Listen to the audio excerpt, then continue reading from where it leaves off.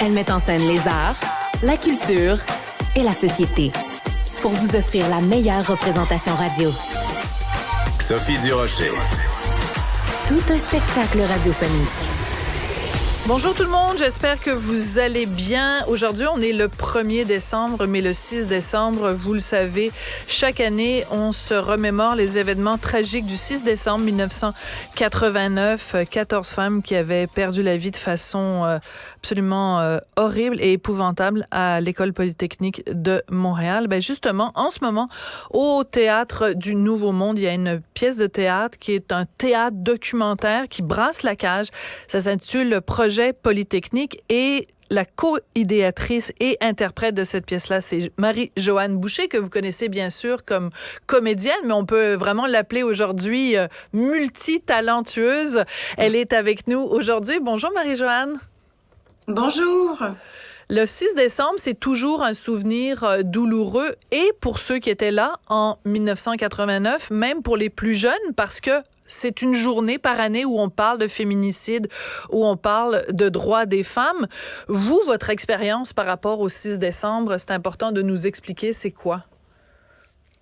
Bien, en fait, moi, j'avais 14 ans. Ça a été un moment où... il faut dire qu'en 89, lorsque j'avais 14 ans, je ne sais pas si vous vous en souvenez, mais il y avait eu... La loi 101 avait été fragilisée quelques mois avant, puis on avait manifesté dans les rues, puis Oui. Je me souviens avoir un sentiment à cette époque-là de liberté, de prise de contrôle, d'avoir l'impression que j'avais tous les pouvoirs, en fait. Et quand c'est arrivé, cet événement-là, ça m'a coupé les jambes complètement. Et je me suis mise à avoir peur. Ça m'a pas accablée, ça a pas fait de moi quelqu'un qui était incapable d'agir, mais ça a fait en sorte que j'ai perdu une certaine naïveté. Je comprends. Voilà. Voilà. Alors, donc, vous aviez 14 ans. Moi, j'en avais un tout petit peu plus, Marie-Joanne, mais on est en gros, peu importe, on est en gros de la même génération.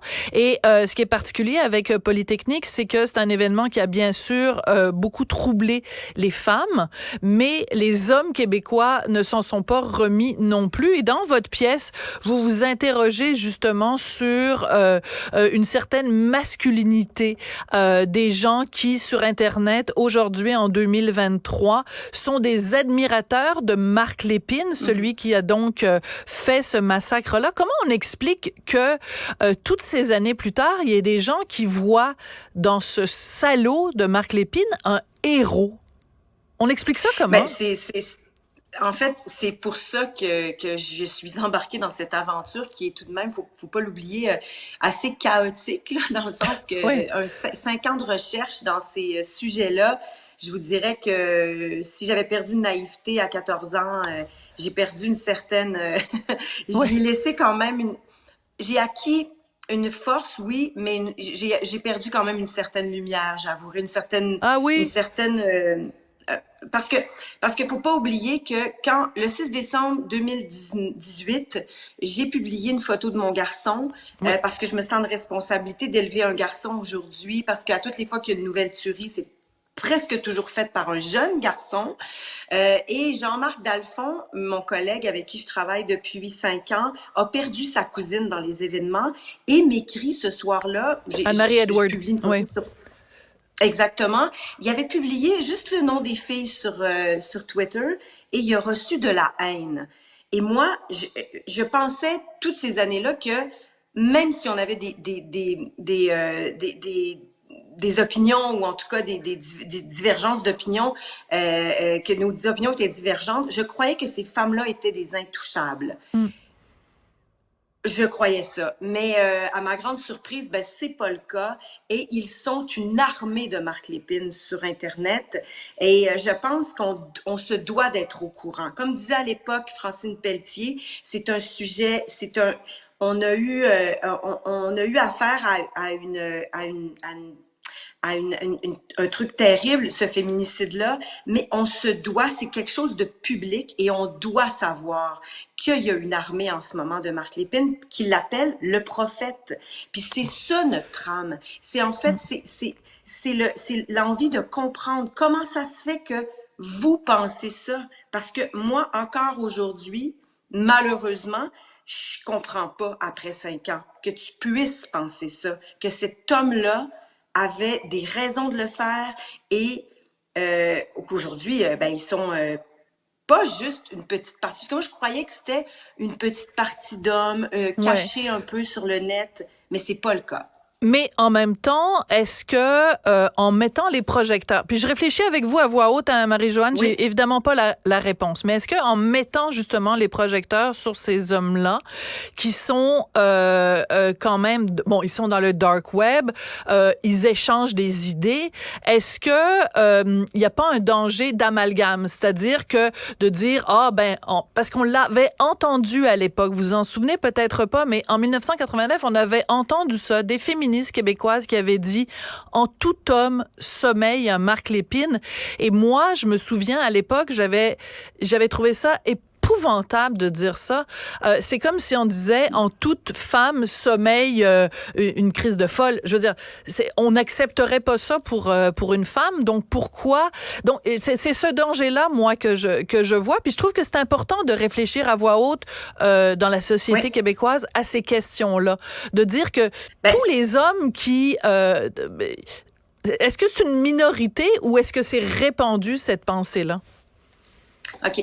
Je vais juste faire une petite rectification, puis je vous comprends d'avoir pensé ça parce que moi-même, je pensais ça au départ. Ce n'est pas le dark web, malheureusement. Le dark web, on n'est même pas capable nous-mêmes d'aller sur le dark web OK. après 5 ans de recherche parce qu'il faut savoir qu'on les a infiltrés, ces hommes-là. C'est quand même c'est très accessible. OK. C'est plus accessible que l'on pense. C'est sûr qu'il faut y aller dans ces groupes-là, il faut être accepté, mais il s'agit d'écrire une lettre Je un comprends. peu anti-féministe. Mais non, je Bon, comprends tout à fait. J'aurais pas dû dire le dark web, mais c'est sur le web. Mais on trouve toutes oui, sortes de gens avec des perversions. Tu sais, on peut trouver sur le web des gens qui aiment ça faire l'amour avec des animaux. Je veux dire, on peut trouver toutes sortes d'affaires, mais ouais. ça veut pas dire que moi je m'inquiète que au coin de la rue, en tout homme québécois sommeille quelqu'un qui aime ça faire l'amour avec des animaux. Vous comprenez ce que je veux dire? Oui, je comprends. Ouais. Mais je comprends. La seule chose, c'est que il faut savoir qu'on est quand même encore dans une société où est-ce que les femmes, malgré le fait qu'on prend de plus en plus notre place, qu'on a de plus en plus de liberté de parole, il y a quand même encore beaucoup de chemin à faire. Et Oui. nous, avec la recherche qu'on a fait, c'est parce qu'on le sait pas toujours, mais par exemple, Alexandre Bissonnette vénérait un incel. C'est Alec Minassian qui a fait l'attaque au camion bélier. C'était un incel aussi. C'était une rébellion incel, en fait. Oui, Son acte mais Alexandre visait Bissonnette, que les femmes donc, c'est l'auteur de la tuerie à la mosquée de Québec. Il a de tué, Québec. il a tué 6 hommes. Donc, c'est quoi le Oui, je lien sais, avec, sauf que c'est quoi le c'est lien une avec façon de... des hommes qui détestent les femmes? J'essaie de comprendre parce que je suis allée voir Polytechnique, le projet Polytechnique. Il y a beaucoup de parties où je trouvais très pertinentes et il y a des fois où vous vous perdiez, selon moi, en faisant des liens entre des éléments qui étaient pas nécessairement reliés entre eux, c'est-à-dire que je vous suis quand vous dites des hommes qui s'en prennent aux femmes, et c'est absolument horrible ce qui s'est passé à la mosquée de Québec, mais c'est un homme qui s'en est pris à 6 hommes. Donc, quel est le lien entre ça et Polytechnique? Ben, en fait, là, je vais répondre à cette question-là, puis après ça, je reviendrai Oui. à l'autre question qui est vraiment intéressante pour moi. Oui, là.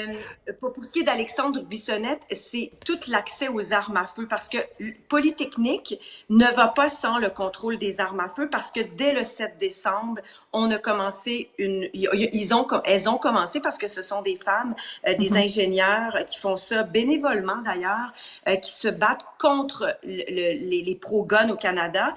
Et comme disait Nathalie Provost, qui est la porte-parole de Poly se souvient, qui se bat pour le contrôle des armes, c'est une tragédie grecque, toute cette affaire-là, parce que il se passe beaucoup de choses au Canada, au Québec. L'accès aux armes est très facile et très ébranlable facilement. Donc, Alexandre Bissonnette, c'est un cas typique de quelqu'un qui avait une maladie qui aurait pas dû avoir son permis de possession d'armes et qu'il l'a eu très facilement. Puis c'est pour ça aussi puis c'est aussi l'endoctrinement, c'est d'espèces c'est les gens qui sont complètement convaincus qu'ils doivent faire quelque chose. Là, il s'en est pris à des hommes, oui, mais si tu changes les musulmans pour des femmes, c'est la même chose. Pour nous, c'est la même chose. Après, vous aimez pas, vous embarquez dans notre proposition. Ça c'est moins c'est pas moi qui va vous convaincre, dans le sens que tout ce que je fais pour vous convaincre, c'est de vous inviter à venir voir la pièce, puis après vous jugez par vous-même. Mais pour ce qui est de votre première question, parce que je la trouve intéressante, c'est vrai qu'on pourrait dire, mais pourquoi vous allez à la rencontre de ces gars-là? D'abord, vous leur donnez peut-être une plateforme qu'ils n'auraient pas droit d'avoir. Moi, je crois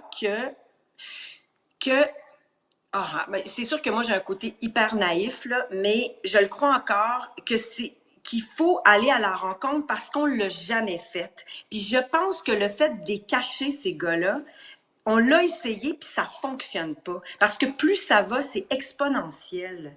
Ils sont de plus en plus convaincus qu'on n'a pas notre place. Puis on le voyait encore, puis là, ça donne que c'est sorti il y a 2 semaines, mais toute la masculinité, l'antiféminisme, les jeunes hommes qui sont convaincus que les femmes n'ont pas leur place et que notre place est dans une cuisine, il y en a de plus en plus. Le langage incel a percolé dans le mainstream, puis c'est pas des blagues. OK. Il nous reste malheureusement très peu de temps, mais je veux quand même juste vous dire, Marie-Joanne, moi, ça fait plusieurs années que je fais le métier de femme d'opinion. Les propos les plus haineux, les propos les plus violents, propos les plus menaçants que j'ai reçus sur le web depuis maintenant 10 ans venaient de femmes. C'est tout ce que je veux vous dire. Ouais. C'est absolument épouvantable. C'est pour ça que je trouve c'est un dossier et ce dialogue qu'on a aujourd'hui, je trouve qu'il est important parce que je trouve que c'est trop réducteur de dire il y a des méchants garçons qui s'en prennent à des femmes, il y a aussi des femmes dégueulasses qui s'en prennent à des femmes, il y a des femmes qui s'en prennent à des hommes. Je veux dire, je pense qu'il faut qu'on ait collectivement une discussion sur la violence, mais si on caractérise cette violence-là, je pense qu'on passe à côté parfois de certains sujets. Mais à propos de votre pièce, donc projet Polytechnique, c'est important de mentionner que ça va être en tournée à travers le Québec. Je veux juste être bien sûr de donner les dates. Et il va falloir que vous reveniez pour qu'on parle de sorcières, Marie-Joanne, oui, parce que c'est votre idée à vous et à Céline Bonnier et donc aussi à Noémie O'Farrell. Donc, c'est un rendez-vous. On se reparlera parce que je pense que c'est une discussion intéressante et on se parlera de sorcières à ce moment-là à TVA. Merci beaucoup, Marie-Joanne. Merci beaucoup.